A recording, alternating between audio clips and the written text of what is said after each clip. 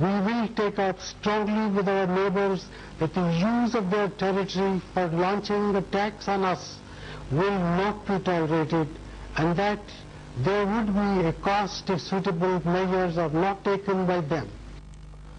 नाज़रीन, बॉम्बे ब्लास्ट के नतीजे में 110 के करीब अफराद हलाक हो चुके हैं, 314 के ज़ख्मी होने की खबरें हैं। प्राइम मिनिस्टर मनमोहन सिंह ने कौम से खिताब किया और उनके बयान का अहम तरीन हिस्सा हमने आपको सुनवाया। पहले हमने जिक्र किया था कि जो दक्कन मुजाहिदीन ने कहा, जो दावा किया कि ये हमारी तरफ से रद्द-ए-अमल है उन हालात का जिससे हमें रोज़ाना निपटना पड़ता है मुसलमानों की कंडीशन का। अगर ये हक़ाइक़ सच हैं तो वो मुसलमानों की फ्रस्ट्रेशन हिंदुस्तान में कहाँ से आ रही है। लेकिन अगर आप मनमोहन सिंह साहब की बात को सुने तो वो इशारतन वही इल्ज़ाम दोहरा रहे हैं जो हिंदुस्तान ने इससे पहले भी पाकिस्तान के ऊपर लगाया है। मैं इस मामले को अभी यहीं पे छोड़ता हूँ और आपको लिए चलता हूँ समझौता एक्सप्रेस धमाके की कवरेज की तरफ। समझौता एक्सप्रेस जिस तरह के नाम सजेस्ट करता है, पाकिस्तान और हिंदुस्तान के दरमियान अमन के मज़ाकरात के नतीजे में सामने आई। 17 फरवरी 2007 को इस ट्रेन का पहला सफ़र था। इस ट्रेन ने दिल्ली से लाहौर आना था। 18 फरवरी 2007 को इसकी 2 बोगियों में पानीपत के मुकाम के करीब धमाका हुआ। दोनों बोगियां मुसाफिरों से भरी हुई थीं। इस धमाके में 68 अफराद जाँ बहक हुए, 50 के करीब ज़ख्मी हुए। पाकिस्तान को जो ऑफिशियल लिस्ट दी गई, इसमें ज़्यादातर हलाकतें पाकिस्तानियों की थी, वो 27, लेकिन बाज़ दावों के मुताबिक 42 के करीब पाकिस्तानी इसके अंदर हलाक हुए। उस वक्त जब ये धमाका हुआ तो हिंदुस्तान के मीडिया के अंदर बहुत ज़्यादा इसके ऊपर बहस शुरू हो गई कि इस धमाके की बुनियाद क्या है, इसके पीछे कौन लोग इन्वॉल्व हो सकते हैं। आजकल के दिनों में जब हमने कुछ थोड़ी सी तहकीक की तो पता ये चला कि हिंदुस्तान का मीडिया कंसिस्टेंटली जो लाइन ले रहा था उसका नतीजा कुछ ठीक नहीं निकला, क्योंकि पिछले दिनों में आपने सुना होगा कि हिंदुस्तान की आर्मी का एक सर्विंग लेफ्टिनेंट कर्नल जिनका नाम श्रीकांत प्रोहत है, वो इन धमाकों में बाकायदा मुलव्वस पाए गए। सर्विंग लेफ्टिनेंट कर्नल जो मिलिट्री इंटेलिजेंस में भी काम कर रहा था, पहला इंडियन आर्मी ऑफिसर है जिसको ऑफिशियली दहशतगर्दी के इल्ज़ाम में गिरफ्तार किया गया। और सिर्फ ये मैवरिक या रैंडम इंसिडेंट नहीं था। तहकीकात ने यह बताया कि समझौता एक्सप्रेस के अंदर जो हमले किए गए उसके अंदर हिंदुस्तान में मौजूद हिंदू इंतहा पसंद जमातों की एक एक्सट्रीम ब्रांच जो है वो भी इन्वॉल्व है। और ये समझौता एक्सप्रेस के ऊपर सिर्फ हमले नहीं करवाए इन्होंने, बल्कि 3-4 ब्लास्ट और भी हुए। मालीगांव का ब्लास्ट जो था वो भी बहुत अहम था, जलना का ब्लास्ट जो था वो भी बहुत अहम था, और नाडन के एरिया में भी धमाके हुए जिसके अंदर कीमती जानों का नुकसान हुआ। और उस वक्त तमाम की तमाम मीडिया के अंदर जो बहस हो रही थी उसका रुख पाकिस्तान की तरफ था।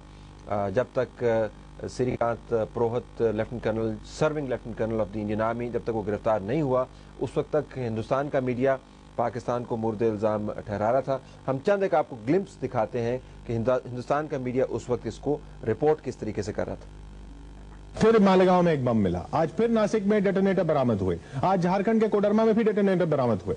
मुंबई धमाकों का फैसला चल ही रहा है। कल जी न्यूज पर खुद उस्मान मजीद ने बताया कि किस तरह आईएसआई टाइगर मेमन पर दबाव बनाए हुए है। आईएसआई रोज हमें नए घाव देने की कोशिश में लगी हुई है, रोज पुराने घाव कुरेद कर हरे करने की कोशिश में लगी हुई है। It's almost as if somebody has pressed a button and said ramp up. That button is always pressed from Pakistan. जब तक पाकिस्तान अपने देश में आतंकवादी शिविरों को नष्ट नहीं करता है, तब तक पाकिस्तान से बातचीत का कोई औचित्य नहीं है। They are Islamic terrorist religion, and therefore they are part of Pakistan and who have raised this war against us. ये तो टेलीविजन चैनल्स के ऊपर आपको पता है जब इस किस्म की रिपोर्टिंग होती है तो थोड़ी सी एहतियात बरतने की ज़रूरत होती है। लेकिन जब भी हिंदुस्तान के अंदर ऐसा वाक़या होता है तो जबिली तौर पर इंस्टिंक्टिवली मीडिया का रुख जो है वो پاکستان کی طرف گھوم جاتا ہے. یہ صرف ٹیلی ویژن چینلز پر نہیں ہوتا. ہندوستان کے اندر جب یہ سمجھوتا ایکسپریس کا واقعہ ہوا اس کے بعد نیوز پیپرز کے اندر بھی بہت کچھ لکھا گیا. چند ایک کلپس ہم آپ کو دکھاتے ہیں کہ اس کے اندر لکھوایا کیا گیا تھا. بتایا گیا کہ جی جو ٹائمز آف انڈیا نے رپورٹ کیا کہ جو سوٹ کیس آیا تھا جس کے اندر یہ تمام ایکسپلوسیوز پیک کیے گئے تھے. اگر ہم نیچے سکرول کریں میرے خیال میں میرے سامنے جو latest development in the investigations is likely to confirm the suspicion that the blast were the handiwork of Lashkar-e-Taiba. Ahmedabad link to Samjhauta blast question mark. لیکن اس کا اگر آپ متن دیکھیں تو اس کے اندر بھی fingers were being squarely pointed towards Pakistan. لیکن اب پتہ یہ چلا ہے کہ ہندوستان کی آرمی کا ایک اہم افسر اس کے اندر باقاعدہ انوالو ہے. اب اس کے بعد ہوا کیا ہندوستان میں کہ تجزیہ نگاروں نے ایک نئی اصطلاح کوائن کر دی اور وہ اصطلاح ہے ہندو ٹیررزم کی, جس کے اوپر ہندو رائٹ ونگرز انتہائی پریشان ہیں بلکہ غصے میں آئے. انڈین آرمی کے لیے یہ بڑی مصیبت کی بات ہے کہ وہ ڈینائی بھی نہیں کر سکتے, انویسٹیگیشن کو کھول کے سامنے بھی نہیں لا سکتے. لیکن آپ اندازہ کر سکتے ہیں کہ اگر اس قسم کی انویسٹیگیشن مکمل طور پر اور شفافیت کے ساتھ کی جائے تو اس کے ڈانڈے کہاں کہاں پر ملیں گے. یہ ایک لیفٹنٹ کرنل کی بات نہیں ہے. بعض تجزیہ نگاروں کا خیال ہے کہ پورے گروپس موجود ہیں.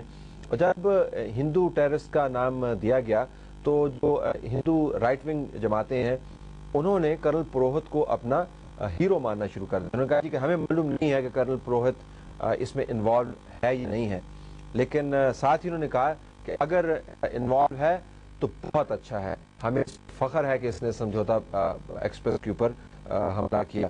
مجھے یہ بھی یاد پڑتا ہے کہ جب سمجھوتا ایکسپریس کے اوپر حملہ ہوا تو پاکستان کی چند ایک نیوز پیپر تھے, ان کے اندر بھی تجزیے ایسے چھپے جس سے پتہ چل رہا تھا کہ شاید ہم نے خود کو ہی انکریمینیٹ کر دیا. وہ تو اگر لیفٹنٹ کرنل سریکانت پروہت کا معاملہ سامنے نہ آتا شاید ہم ابھی بھی یہ کہہ رہے ہوتے دیکھیں سمجھوتا بلاسٹ کے اندر بھی وہی گروپس انوالو ہیں جنہوں نے بامبے بلاسٹ کیے. ہندوستان کی آرمی کے لیے اس امبیرسنگ سچویشن سے نکلنا بہت مشکل ہے, لیکن بحیثیت میڈیا پرسن اب میں آپ کو بتا سکتا ہوں کہ بمبئی کے واقعات کے بعد جو اصطلاح استعمال کی جا رہی تھی ہندو ٹیررزم کی, اب وہ اصطلاح استعمال نہیں ہوگی. اب اصطلاح استعمال ہو رہی ہے, ہم جو کل رات سے سن رہے ہیں وہ ہے اسلامک ٹیررزم کی. میرے خیال میں اس میں جو سب سے بڑا فائدہ ہے وہ رائٹ ونگ ہندو گروپس کو بھی ہوگا, کیونکہ ان کے لیے بہت ہی زیادہ ایک بریدنگ سپیس اب مل گیا ہے. وہ اپنے کیس کو تگڑا بھی کر سکتے ہیں کہ جناب ہم تو آپ کو پہلے ہی کہتے تھے یہ مسلمان یہاں پر رہنے کے قابل نہیں ہیں, یہ دہشت گرد لوگ ہیں, اور اس سے ایک طرح سے پروہت کے کیس کو وہ اسٹرینتھ بھی دیں گے پبلکلی کہ اگر پروہت نے یہ کام کیا تو ٹھیک کیا, دیکھیں مسلمان ہمارے ساتھ کیا کریں. تو ہندوستان کے اندر اب جو ڈیبیٹ ہے مجھے لگتا ہے وہ بالکل شفٹ ہو جائے گی. ہم ایک یہاں پر چھوٹے سے بریک لیتے ہیں, ایک اور اہم معاملے کی طرف آپ کی توجہ مبذول کرائیں گے اس پس منظر میں جو اس وقت ہندوستان کے اندر بنا ہوا ہے. بامبے بلاسٹ جس کے اندر 110 افراد ہلاک ہو چکے ہیں, 314 کے قریب لوگ زخمی ہیں. ابھی بھی دہشت گردوں نے لوگوں کو یرغمال بنایا ہوا ہے. خود کو وہ مسلمان کہتے ہیں اور دکن مجاہدین کہتے ہیں. پرائم منسٹر صاحب کا جب ہم نے ایڈریس سنا تو وہ کہہ رہے ہیں کہ ان گروپس کا تعلق ہندوستان سے نہیں ہے, ان کا جو تعلق ہے کسی باہر کے ملک سے ہے. ساتھ انہوں نے یہ بھی کہہ دیا کہ ہم ہمسایہ ممالک سے بھی سختی سے بات کریں گے کہ ان کی سرزمین کو دہشت گردی کے لیے استعمال نہیں ہونا چاہیے. ایک اور زاویہ ہے جو ہم آپ کے سامنے رکھتے ہیں, دیکھتے رہیے گا, ہمارا پروگرام جاری ہے.